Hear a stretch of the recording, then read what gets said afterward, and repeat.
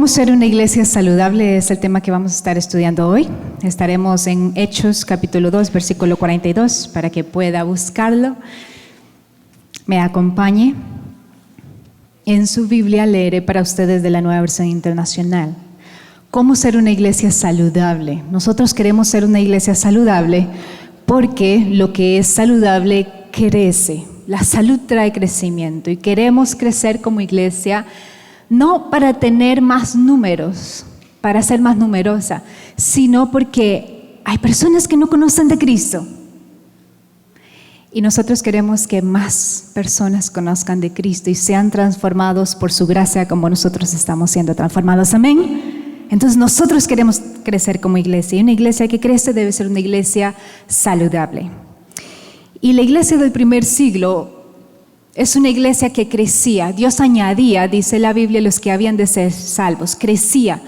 Y la iglesia del primer siglo tenía ciertas características que hoy vamos a estudiar para que nosotros podamos vivir estas características y entonces podamos ser bendecidos por Dios de esta forma también. Hechos 2:42 dice así, refiriéndose a los creyentes del primer siglo: se mantenían firmes en la enseñanza de los apóstoles, en la comunión, en el partimiento del pan y en la oración. Se mantenían firmes en la enseñanza de los apóstoles, en la comunión, en el partimiento del pan y en la oración. Usted y yo fuimos creados para pertenecer a la familia de Dios.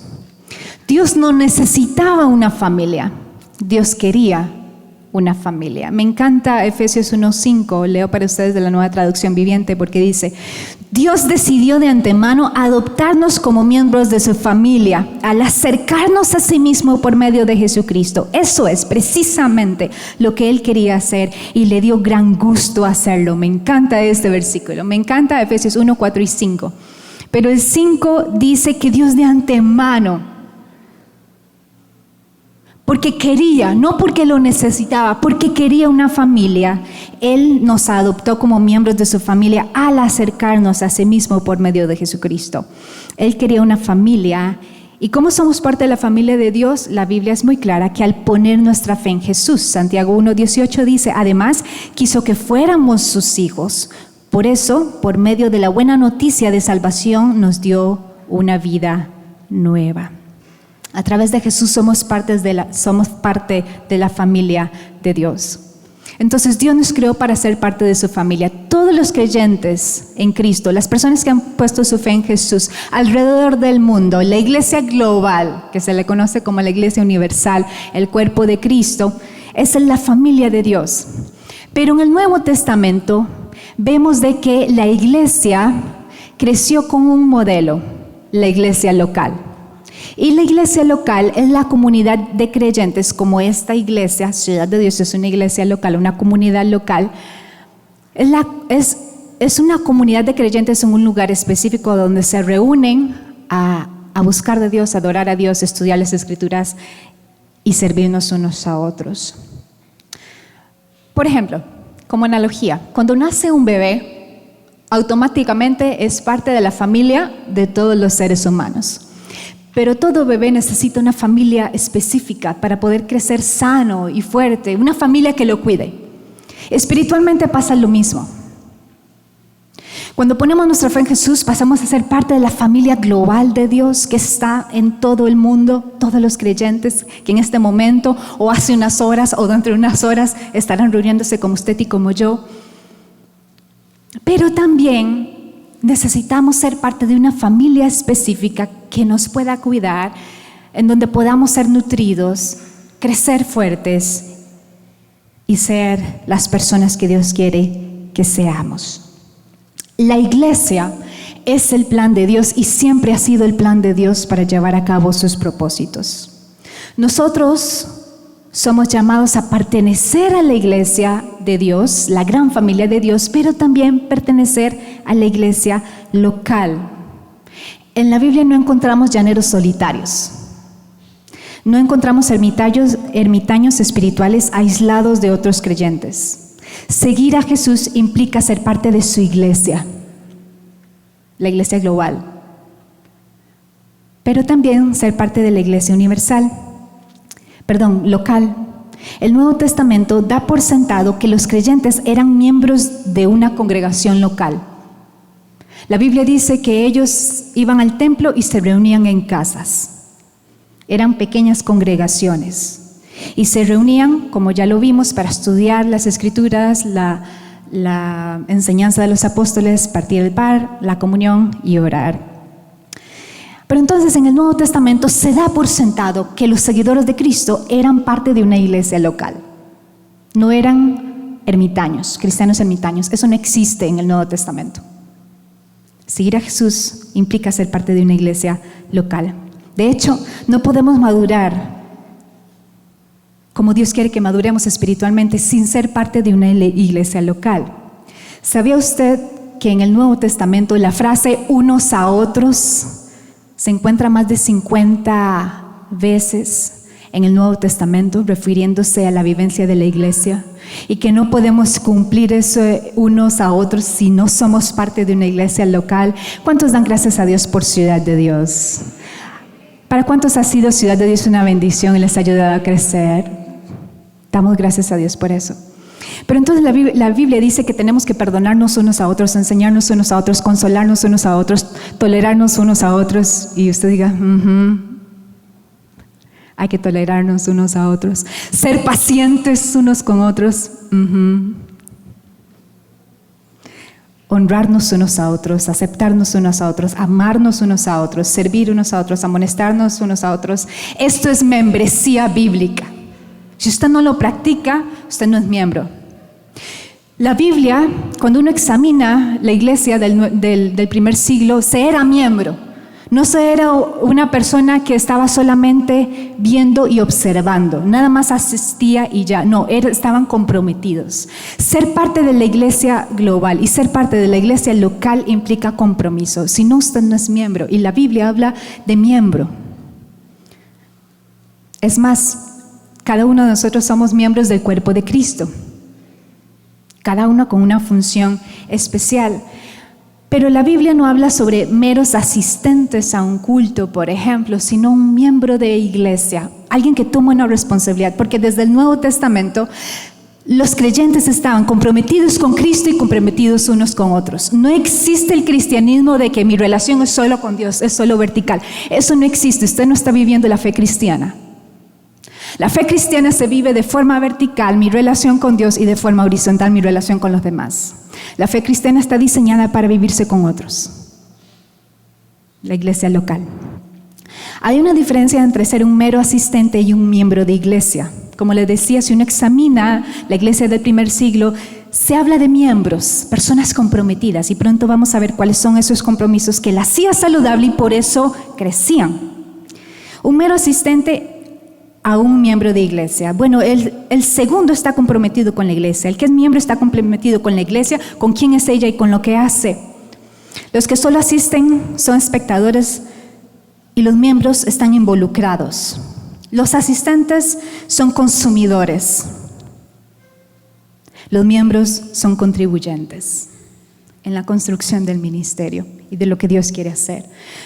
Los meros asistentes son como las parejas que quieren vivir juntos sin el compromiso del matrimonio. Los meros asistentes a una iglesia son los que quieren salir con la iglesia, salir en citas con la iglesia, pero no casarse con ella. Eso no existe en el Nuevo Testamento. Y así no podemos crecer espiritualmente. La membresía radical es un acto de compromiso, como el matrimonio. Y Dios, a través del compromiso que usted y yo tomamos con la iglesia, eso hace que la iglesia crezca y cada uno pueda ser la persona que Dios quiere que sea, y la iglesia es la iglesia que Dios quiere que Él sea. Y ninguna iglesia es perfecta. Hay personas que andan brincando de iglesia en iglesia buscando la iglesia perfecta y nunca la van a encontrar, porque la iglesia está constituida de seres humanos imperfectos. ¿Cuántos saben que es así? La iglesia es imperfecta hasta que sea transformada por Cristo cuando Él venga. Usted sí, busque, gracias a Dios por esta iglesia que busca enseñar la sana doctrina, y si nos sigue por internet, busque la iglesia más saludable posible, y es la que se centra en las escrituras, es cristocéntrica, que tiene prácticas de liderazgo saludables, pero no hay una iglesia perfecta, nunca la va a encontrar, nunca. La iglesia es imperfecta, pero somos llamados a amar a pecadores imperfectos porque Dios lo hace. Ahora, ¿qué caracterizaba la iglesia del primer siglo?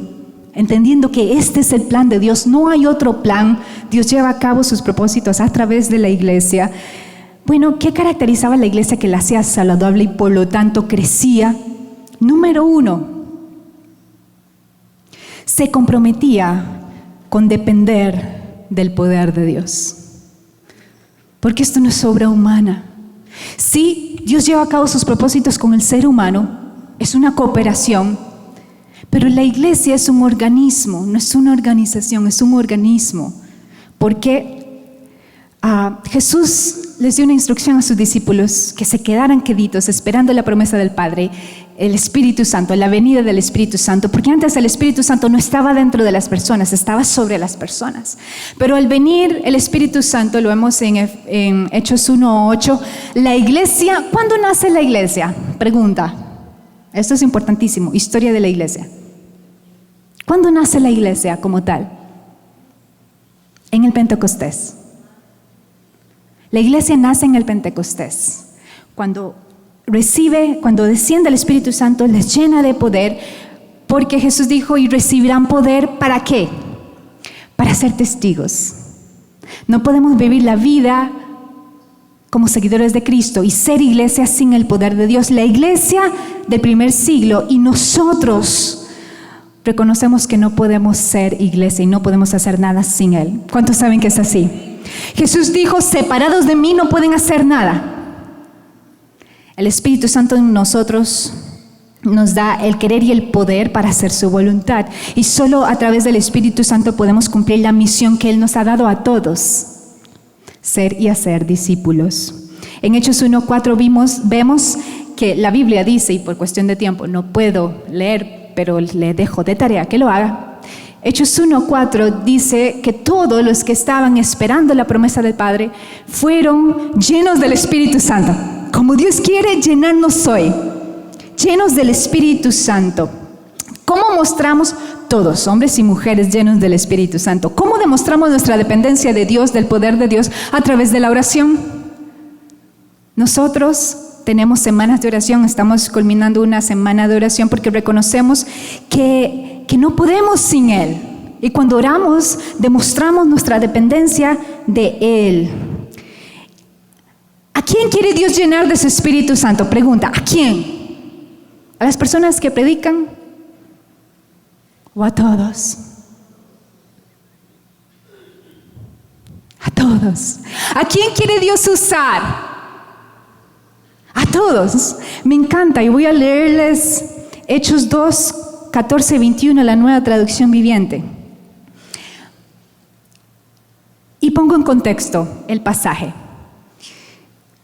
Un grupo de creyentes, 120, que se reunieron a esperar la promesa que Jesús les había dicho. Quédense en Jerusalén, esperen la promesa, y entonces podrán ser testigos.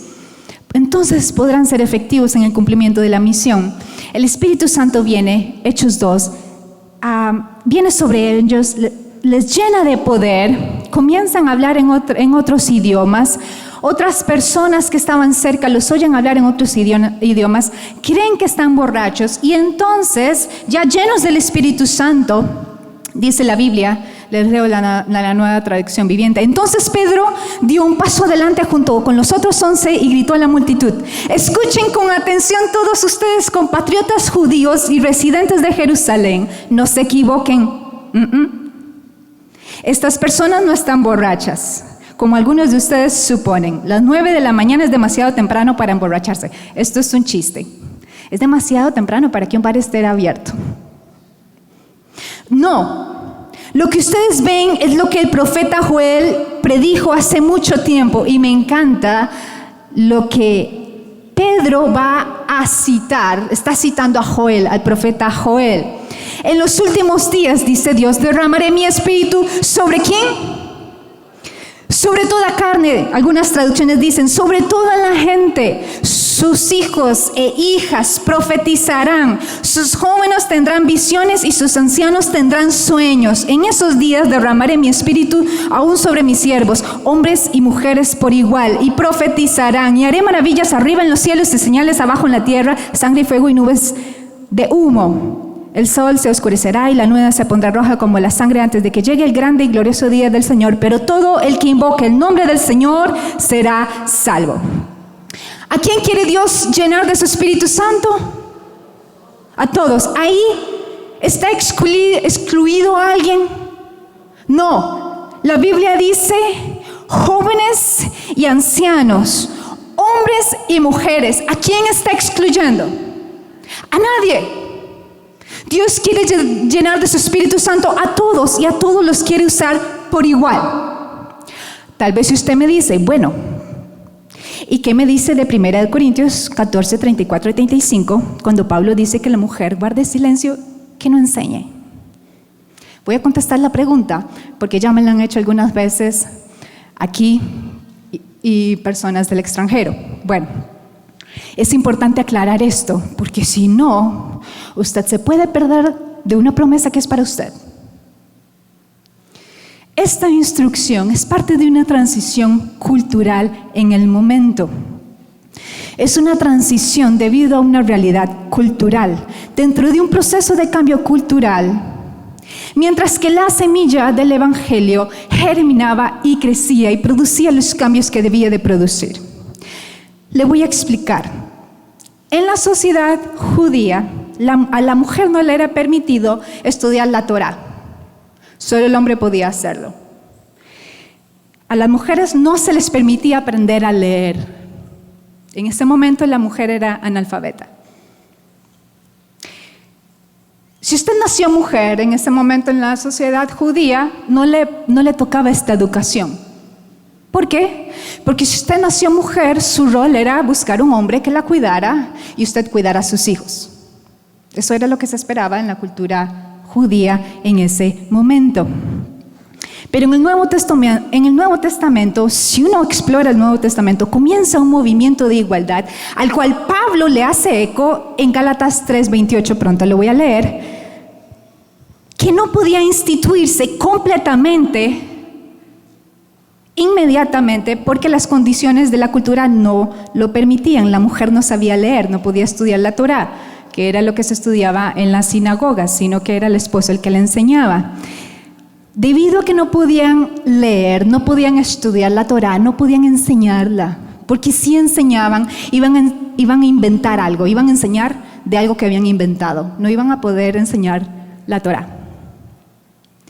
Entonces comenzó un proceso de transición donde Pablo le dice, esposo, enséñale a la esposa. Y luego en Gálatas 3:28, Pablo dice, ya no hay judío ni griego, esclavo ni libre, hombre ni mujer, sino que todos ustedes son uno en Cristo Jesús. El mismo escritor de 1 Corintios. Tal vez usted dice, pero es que Pablo está hablando de igualdad, de dignidad. ¿En serio?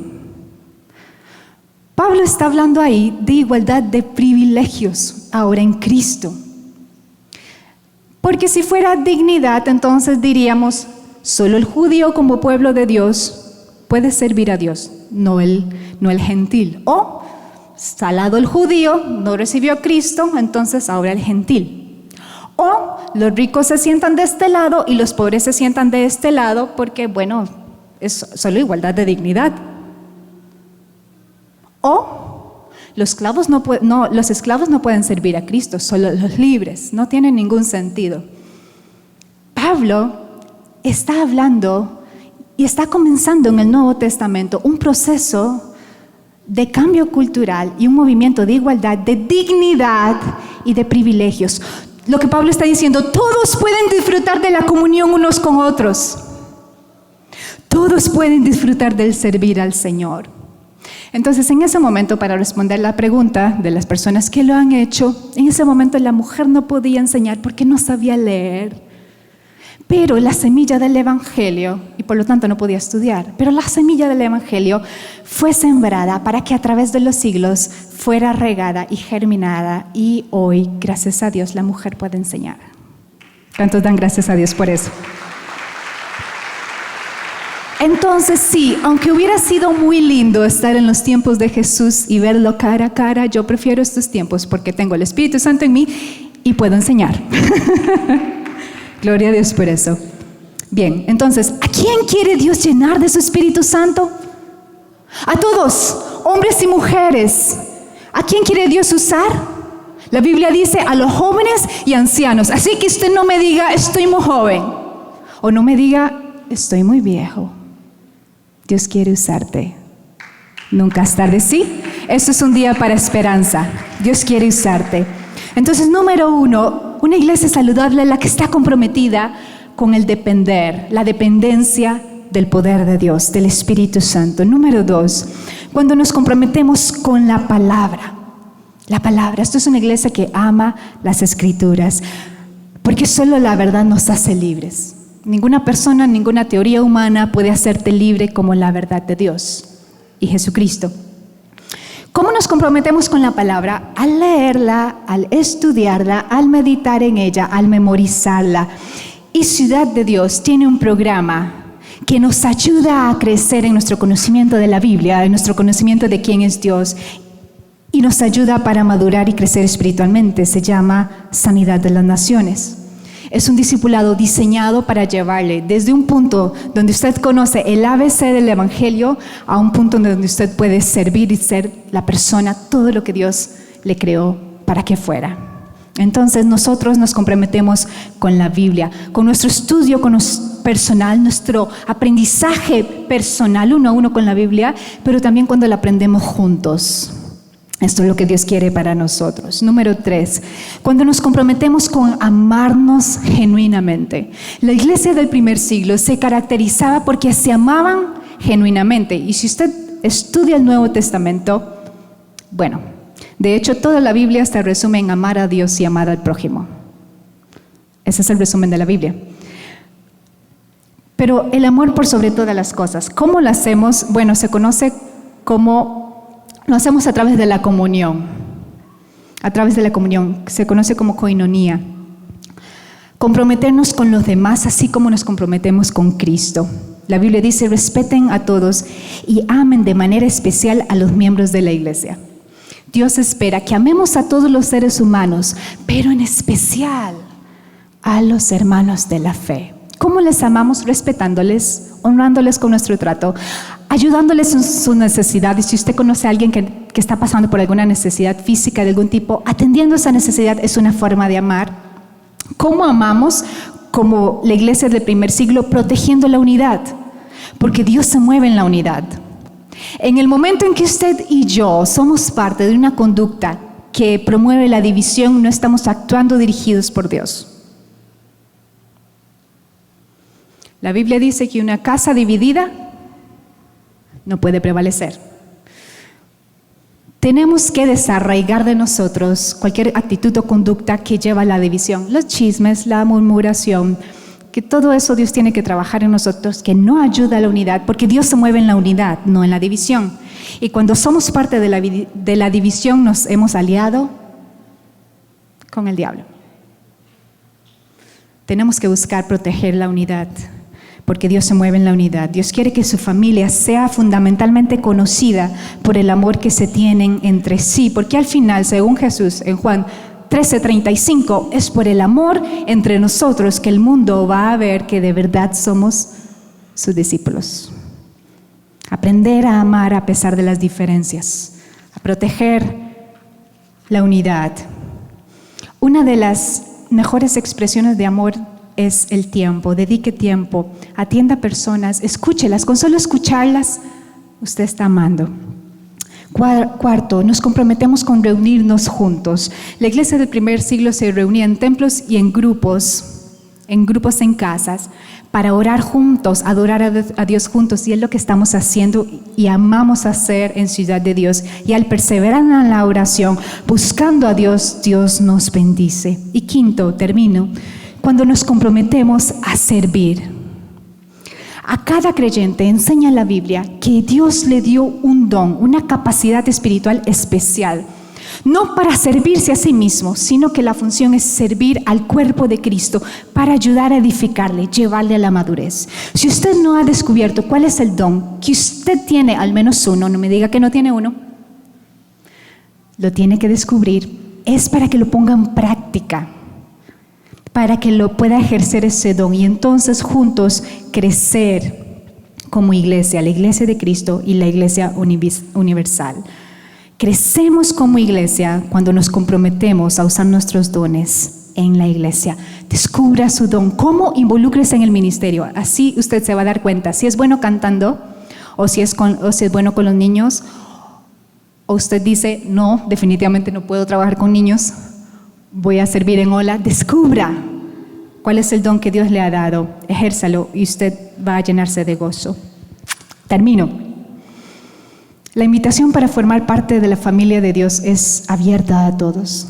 La Biblia dice que Dios amó tanto al mundo que dio a su Hijo, para que todo aquel que en Él crea no se pierda, todo aquel que en Él crea no se pierda, mas tenga vida eterna.